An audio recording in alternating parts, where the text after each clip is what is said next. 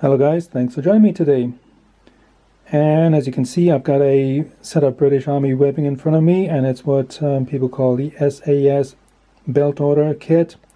It's called Belt Order because there's no yoke or shoulder straps applied to the belt. It's just the belt and patches. It would have been used for short-term missions and the like by SAS members back in the Cold War period, and would have been used between the 1960s and the very, very early 1990s.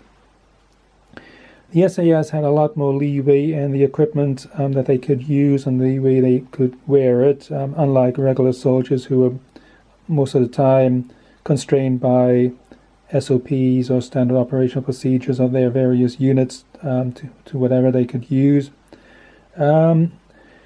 So as I say, a lot of collectors call these items SAS webbing, but I mean, the same type of webbing could have been used by other units. For example, RAF Regiment Pathfinders. I've seen photographs of them wearing similar equipment to that. I've seen paras in Northern Ireland with similar setups. So it's not just exclusively to the SAS, but it's basically known as SAS Belt Order. Anyhow, I made mine up as a SAS Belt Order for a trooper serving in either Northern Ireland or Northern Germany in the very late 1980s. And this particular trooper would have been issued with an AR-15, which is that rifle there. I know that the SAS would not have had a sling on the rifle. They tended to remove the rifle slings on their weapons, but I can't be bothered taking that sling off, so it'll do for the time being. And it's just a basically a collection of various bits and pieces of 58 pattern, 44 pattern webbing.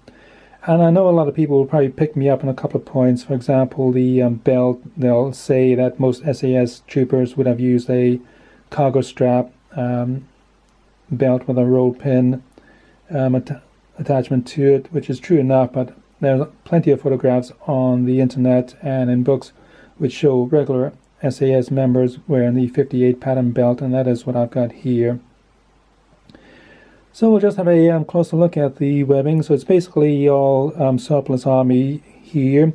It's beginning to kind of come out of surplus and go into collectability now, especially some of the SAS items on the belt. I've got two SAS patches on the belt, and they're becoming more pricey these days.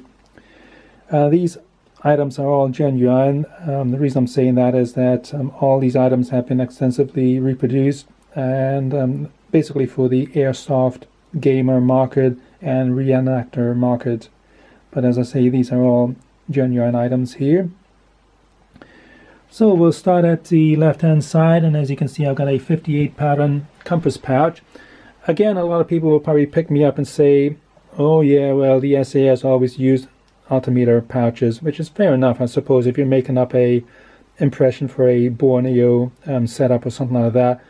And altimeter would have been useful for the mountainous jungle regions of Borneo and the like, less so in Northern Ireland or Northern Germany. So I've got a 58 pattern compass pouch in it on the belt.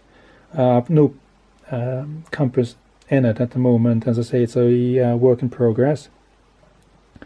Next to that is a special SAS ammunition pouch. Again, people call it the SAS ammunition pouch, but I've seen photographs of non-SAS soldiers wearing these pouches. These are the slightly smaller ones made for the M16 or AR-15 magazines, 20-round magazines, so there's room for 4 magazines in the pouch. They've also made these pouches slightly larger for the SLR magazines, but as I say, this is for a AR-15 equipped soldier. It's just a simple magazine pouch, 2 little pockets on the inside, and it contains, as I say, would have held 4 magazines. I've only got 2 magazines, and as I say, this one is a genuine example, and you can see it is dated 1985, and it is marked there. Next, we've got a 44 pattern water bottle pouch. It's there's no water bottle in it. The pouch would have been used for carrying bits of equipment and the like. As I say, it's a setup for a Northern Ireland or Northern Germany scenario, so there's plenty of water there, so I've only got the one water bottle there. If this had been a desert setup, for example, Aden or somewhere like that, or Borneo jungle environment, you would have probably had 2 water bottles. But as I say, this one here, again, it's a genuine pouch, but it would have been used for carrying equipment or whatever in it. As I say, it's a 44 pattern water bottle pouch. I've still got the clip on it. Usually the clip would have been removed by the soldiers, and that would have been used for hooking onto the 44 pattern belt. But as I say, these pouches are beginning to become collector's items, so I'm not going to damage them. So I've left the clips in place. Next, we've got another so-called special SAS item, and it's the ration pouch. And it is the correct size for a small size mess tin, and that would have been used for supplying the soldier with 24 to 48 hours rations. You could have fitted in the rations into the pouch here. Next, I got a 58 pattern water bottle pouch. It's the earlier version with the snap fit or twist fit on the top. So probably one of the early ones, early 1960s style pouches. The later ones had a buckle and strap arrangement to keep it shut. Again, this one has been used to carry equipment. It would have been carrying survival equipment, possibly, or first aid equipment and the like. Next, we've got a 44 pattern water bottle and water bottle pouch. It has the metal water bottle in it. It also has the cup in it. So, again, I've left the clip on it. As I say, they would have probably been removed most of the time, but because, again, these are becoming a little bit more collectible, I've left it in place. And then I've got a American M56 ammunition pouch, so that's 4 magazines in there. So in total, the soldier here would have carried 8 magazines, 20 round magazines. On missions, the SAS usually carried up to 20 magazines, if not more, but as I say, I've got 8 magazine capability in this kit here. And then, as I say, the 58 pattern belt.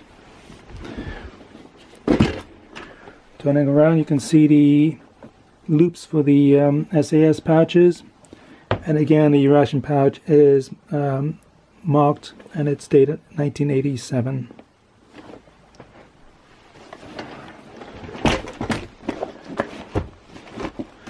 So, I guess that's it. That's a quick overview of a, as I say, work in progress.